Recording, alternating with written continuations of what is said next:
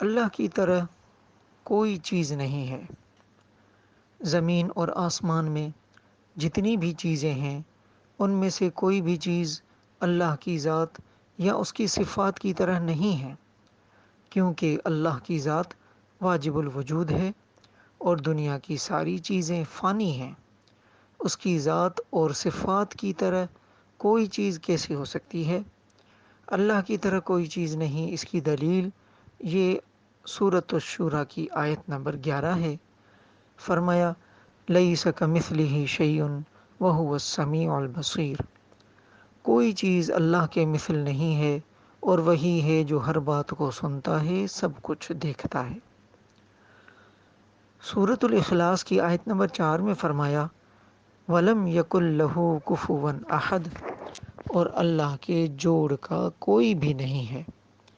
سورۃ السبا کی آیت نمبر 33 میں فرمایا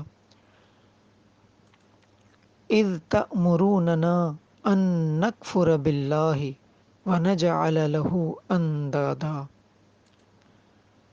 جب تم تاکید کرتے تھے کہ ہم اللہ سے کفر کا معاملہ کریں اور اس کے ساتھ شریک مانیں۔